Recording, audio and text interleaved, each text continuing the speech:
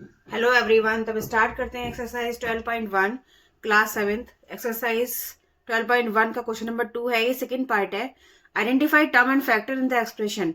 आपको यहाँ पर आइडेंटिफाई करना है, पहचानना है कि जो गिवन एक्सप्रेशन है इसमें टर्म्स कितनी है और फैक्टर इसके क्या है। तो देखिए आप यहाँ पर टेबल बना सकते हो कि टर्म्स और फैक्टर की, और टर्म्स कितनी है यहाँ पे देखिए, एक तो 4a टर्म्स है, एक 5 टर्म है इसमें। तो यहाँ मेंशन कर दीजिए कि ये 4 है और एक 5 है।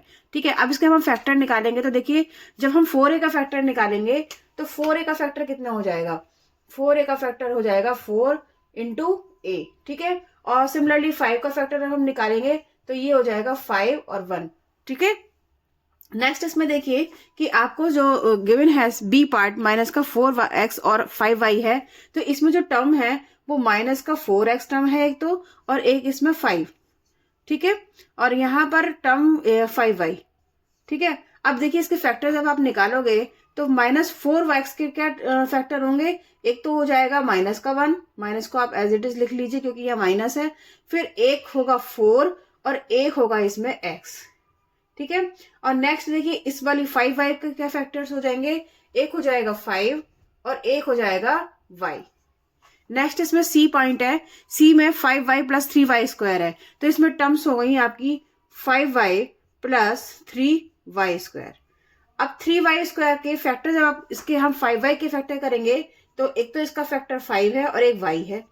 सिमिलरली यहाँ पर नेक्स्ट वाले का हम फैक्टर करेंगे तो 3 है और y है, और y की पावर 2 है, तो y को हम 2 टाइम्स लिख सकते हैं।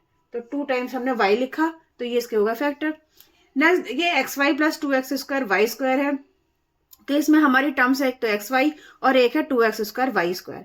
तो यहाँ पर हम टर्म्स लिख लेंगे एक्स वाई, और दूसरी टर्म हमारी है 2x स्क्वायर, ये टर्म को हम यहाँ पर कॉमन लगाएंगे, 2x स्क्वायर वाई स्क्वायर। अब देखिए जब हम इसके एक्स वाई के फैक्टर करेंगे तो एक तो x हो गया और एक यहाँ पर x और मल्टीप्लाई y। ठीक है, नेक्स्ट हमारा 2 से यहाँ पर एक फैक्टर हो गया क्योंकि 2 से यहाँ मल्टीप्लाई हो रही है, s की पावर 2 है तो s को हमें 2 टाइम्स लिखना पड़ेगा, और y की पावर 2 है तो y को भी हमें 2 टाइम्स लिखना पड़ेगा। तो ये इसके फैक्टर हो गए। नेक्स्ट ई पॉइंट है पी क्यू प्लस क्यू, तो पी क्यू प्लस क्यू में फैक्टर आपके जो टर्म्स हैं वो एक तो पी क्यू टर्म है और एक क्यू टर्म है। इसके जब आप फैक्टर करोगे पी क्यू के तो एक तो पी आ गया और इंटू क्यू आ गया, और दूसरे के फैक्टर करोगे क्यू के तो एक तो 1 आ गया और एक क्यू आ गया। नेक्स्ट इसमें 1.2 ए बी माइनस 2.4 बी और प्लस 3.6 ए है, तो इसमें टर्म है आपकी 3।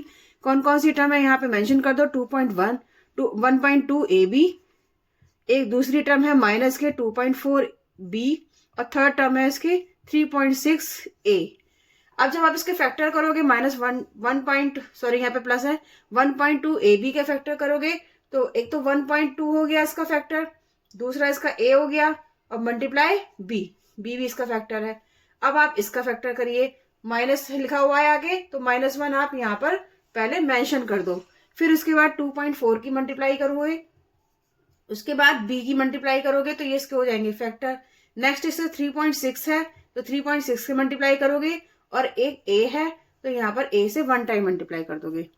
3.4x है इसमें और प्लस 1/4 है, तो इसके भी आप क्या करेंगे फैक्टर करेंगे और टर्म्स बताएंगे, तो टर्म्स कितनी हो जाएंगी, एक तो 3.4x हो गई और एक टर्म 1/4 हो गई। जब आप 3/4x के फैक्टर करोगे तो 3/4 एक बार मल्टीप्लाई, दूसरा x।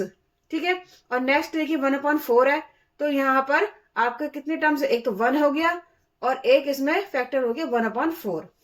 ठीक है, नेक्स्ट है इसमें 0.1 P square plus 0.2 Q square, इसमें आपकी टर्म्स हो गई 0.1 पी स्क्वायर और दूसरी टर्म हो गई 0.2 क्यू स्क्वायर।